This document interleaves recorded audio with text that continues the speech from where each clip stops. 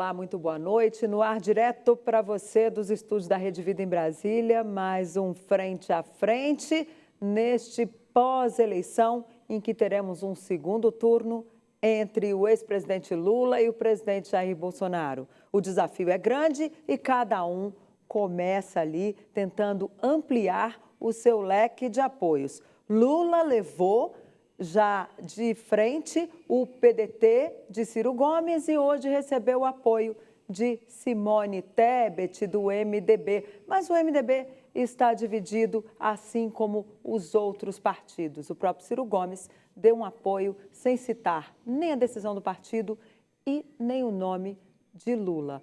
Para a gente entender como é que vai ser esse segundo turno, eu e José Maria Trindade recebemos hoje o cientista político Leonardo Barreto. Ele que esteve aqui com a gente no primeiro turno, analisando e muito as projeções. E aí, Leonardo, muito obrigada pela sua presença aqui e vamos discutir política. Eu que agradeço, Denise, José Maria, é um prazer estar aqui com vocês de novo. Pois é, né, Zé Maria? Mais um Frente a Frente, a gente voltando aqui depois dessa maratona eleitoral do último domingo. Algumas surpresas, Zé Maria? Várias. Muitas emoções, né? Nossa, política é assim mesmo. Política, ela tem uma base na emoção e pouca mesmo, base na realidade do país, ou seja, na racionalidade. É o momento de avaliar, o momento de ver o que está acontecendo pelo país, o que aconteceu no último domingo, e por isso mesmo essa conversa muito boa aqui com Leonardo Barreto. Ele é da Vector Relações Governamentais, é uma empresa que tem a todo momento que ficar medindo a temperatura da política e dos governos, propostas de governo, né? Então, será uma conversa muito boa hoje aqui no Frente a Frente. E política, você sabe que define a sua vida, não há como mudar a situação. E nós vamos aqui seguir, né, Denise, nessa mesa redonda. Leonardo, então, aquela pergunta clássica, né? A urna deu o seu recado, né? E quais são esses recados, essas lições? Olha, acho que a urna mostrou um país que quase que antecipou realmente um segundo turno entre esses dois polos que a gente tem. E é muito importante a gente entender isso, né? Assim, o fato de uma terceira via não ter se viabilizado em nenhum momento, acho que mostra um país que vai ganhando nitidez na perspectiva das ideologias políticas. A gente sempre disse que no Brasil a gente tinha dificuldade de enxergar a nitidez dos valores, das ideologias das pessoas, e hoje a gente vive uma nitidez muito grande e que coloca face a face talvez os dois líderes mais populares do Brasil, talvez desde Juscelino Kubitschek. Dois gigantes, né? Dois gigantes, exatamente. Não há como negar. Exatamente. Por um lado, o ex-presidente Lula, né, que é um ícone da esquerda, e, por outro lado, o Bolsonaro, que talvez seja o primeiro dirigente popular da centro-direita, da direita, que já existiu no Brasil, né, que conseguiu reunir votos e dar a um conservadorismo uma coisa que eles quase nunca tiveram na história do Brasil, que é voto. Então, é uma eleição... E direito à fala, né? Exatamente, e direito à fala. Então, é um momento que não é trivial, né? Tanto do ponto de vista político, eleitoral, mas também do ponto de vista histórico. Ele foi vitorioso também, o presidente Jair Bolsonaro, na Câmara e no Senado. O partido dele fez a maior bancada. O que a gente pode esperar para esse segundo turno? Esse parlamento, na sua avaliação, vai entrar em campo, essa maioria que Bolsonaro fez, vai entrar em campo por ele? Ou essa turma tende agora, vou tirar férias, vou curtir a vida e depois eu volto quando terminar a eleição? Então, dessa vez, parece que a gente teve a eleição de um bolsonarismo mais orgânico, né? Em 2018, houve uma grande onda. Essa onda, hoje a gente percebe, ela não foi extemporânea, ela não foi um raio em dia de céu claro, né? Na verdade, já representava uma mudança de pensamento nas estruturas da sociedade brasileira e ela ganhou muita atração nesses últimos 4 anos. Ou seja, veio para ficar. Eu acredito que sim. Eu acho que a gente está frente a um país de natureza mais conservadora, mais liberal, embora com políticas sociais distributivas muito agressivas, né? E é um modelo que vem para se enraizar mesmo, né? Tanto é que o que a gente precisa olhar é o seguinte: se Bolsonaro vencer, ele vai ter uma maioria e vai ter um conjunto de suportes bolsonaristas que vai permitir a ele muita capacidade de reforma. E se o Lula vencer, é um Congresso que permite a gente dizer que o Lula não vai poder fazer um governo de esquerda. Ele vai ter que ceder tanto, ele vai ter que abrir tantos espaços. Mas vai poder governar, porque Vai governar. há espaço para negociação ali. Uma coisa que é interessante, né, Zé?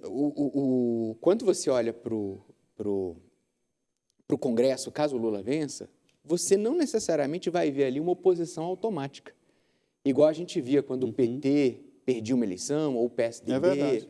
Né? Você já sabia quem era a oposição. Dessa vez, não. Né?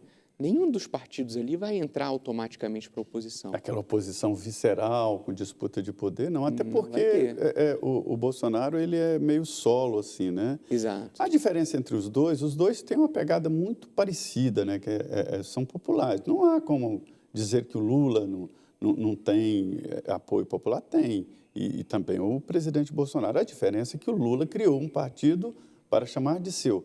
E o Bolsonaro foi meio que adotado, ele sempre foi solo, né? Ele e a família dele, no Rio de Janeiro, e veio um grupo que já existia, essa força que já existia, que estava calada, e adotou assim, o presidente Bolsonaro, né? Esse é o chamado bolsonarismo, que não vai acabar. Não. E agora é muito interessante isso que você colocou, porque ele não conseguiu criar um próprio partido. E tentou, né? Tentou e não conseguiu. O Aliança Brasil. E aí, vamos imaginar uma situação onde o Lula vença. E aí os presidentes dos partidos do Centrão decidem não entrar no governo, mas também não vão fazer oposição.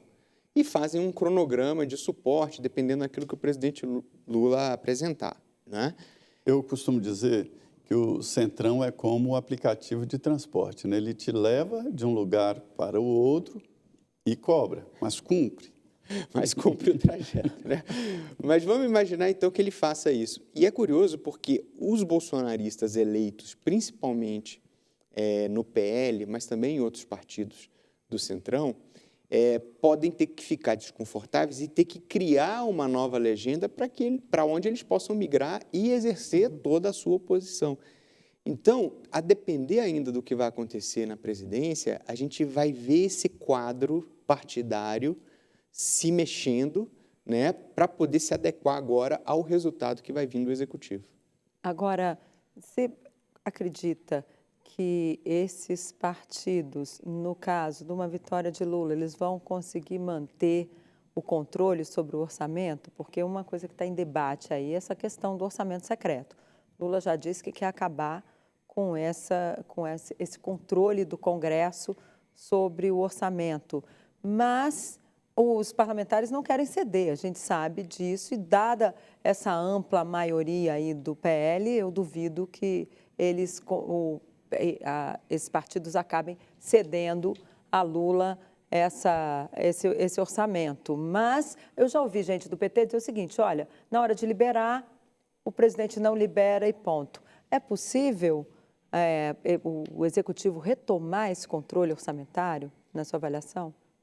Denise, tem uma etapa aí até a posse que deve ser a decisão do Supremo, né, sobre o orçamento secreto. E aí eu tenho a sensação de que o Supremo poderia dar uma força para o ex-presidente Lula, declarando o orçamento inconstitucional, né? E aí isso provavelmente forçaria o Congresso Nacional a redesenhar esse modelo. Fazer uma proposta de emenda constitucional. E eles têm maioria hoje para isso, né? A turma que está satisfeita ali tem maioria para tornar, inclusive, obrigatória a liberação, né, desses recursos. E aí, dependendo disso, você pode caminhar até para um semipresidencialismo mesmo, porque o controle do orçamento é o coração do governo, né, das políticas públicas. Então, se você torna essa questão, essa administração do orçamento do Congresso, você abre até uma porta para você discutir a mudança até do regime de governo, né? Agora, o que eu acho é que aí, se o Supremo decreta a inconstitucionalidade desse orçamento, o Lula vai usar o que tiver, caso ele seja presidente da República, né? E aí, quando eu digo usar o que ele tiver, é cargos, né? Espaços no governo, para tentar negociar com o Congresso um desenho que se não seja a devolução integral do orçamento para o Executivo, que pelo menos seja um modelo no meio do caminho. Agora, é interessante, Leonardo, que houve uma época em que havia hegemonia na política. O MDB chegou a administrar 22 dos 23 estados brasileiros. Na época eram 23, acho que 23 estados. E aí a Constituição de 88 é que transformou os territórios, né, em estado. Mas, enfim, o PMDB, dominava o Congresso Nacional e ninguém achava estranho, né? Agora, com a maioria do presidente Jair Bolsonaro, eles já estão inventando teses e possibilidades de mudança na Constituição, inclusive sobre a possibilidade de um terceiro mandato. Eu devo te dizer que eu fui testemunha de uma tentativa do grupo do PT de Lula de dar o terceiro mandato para Lula e esbarrou no Senado. Houve, inclusive, um teste, a prorrogação da CPMF. Quando não aprovou a CPMF, mapeou-se que Lula perderia no Senado na tentativa de uma emenda e seria desgastante para um terceiro mandato. Mas agora o caminho está livre. É possível, seria possível isso, um terceiro mandato? Olha, o preço da liberdade é a vigilância, né? Isso. Então, a gente... A eterna vigilância, né? Então, aí eu acho que é uma oposição que, essencialmente, a sociedade civil tem que fazer. Se a gente vive tantos problemas já com 2 mandatos, imagine. E nessa altura já se especula de tudo, né? Até tem gente dizendo que está na hora de acabar com a reeleição também. O presidente Jair Bolsonaro defendeu isso. Muita gente dizendo, inclusive o presidente Bolsonaro defendeu o fim da reeleição. Então, eu acho que esse é um assunto que a gente ainda vai ter que esperar decantar aí e também ver quem vai ganhar, né? Leonardo, como é que você avalia essa questão agora deste segundo turno? Porque a gente ouve dos petistas assim, Lula falta pouquinho, falta ali menos de 2 milhões de votos para ele obter os 50%. Da parte de Bolsonaro, são 7 milhões, pelo menos aí, que ele precisa amealhar para poder chegar aos 50%. Vale aquela máxima, segundo turno é outra eleição? Como é que você está avaliando esse segundo turno? E não é outra eleição, né? Assim, o primeiro ponto é que, diferente do primeiro turno, onde a gente não tinha uma perspectiva real da diferença de suporte que cada um dos candidatos tinha, dessa vez a gente tem, né? E a gente sabe que é muito diferente daquela ideia de uma onda vermelha, de um apoio avassalador de Lula, né? A gente percebe que o país está muito dividido, né? Então, a gente parte dessa premissa. E isso interfere muito nas estratégias de comunicação dos candidatos, né? Por exemplo, se o Lula tivesse uma margem maior, ele poderia fazer uma campanha mais à esquerda, né? Falar de temas mais afeitos ao PT. Não ir para debate, né? Não ir para debate, né? Ter um comportamento mais conservador nesse aspecto, né? Agora, não. Ele tem que falar para um eleitor que não é dele, né? Tem que tentar convencer um eleitor que não é dele.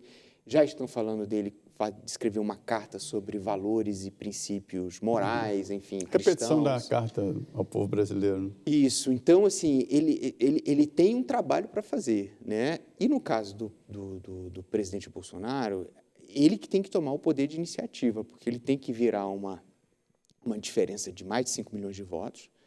Aliás, a gente tem que comentar, né? O Lula ele teve um desempenho que o Bolsonaro teve no segundo turno de 2018. E o Bolsonaro teve 1 milhão de votos a mais do que teve em 2018. Então, foram 2 desempenhos extraordinários, né? De parte a parte. E, curiosamente, os 2 ficaram tristes, né? As 2 campanhas ficaram tristes depois que os resultados abriram, né? Mas a gente tem um universo de opções estratégicas bem complexo para analisar pela frente. Pois é a tal da expectativa, né? Quando se cria a expectativa, um pouquinho abaixo já é uma derrota. E essa expectativa foi criada exatamente por conta das pesquisas eleitorais, é o tema que em seguida nós vamos avaliar aqui. Nós vamos agora em intervalo. 2 minutos, estaremos de volta aqui no Frente a Frente, diretamente dos estúdios da Rede Vida, aqui em Brasília. Só um pouquinho.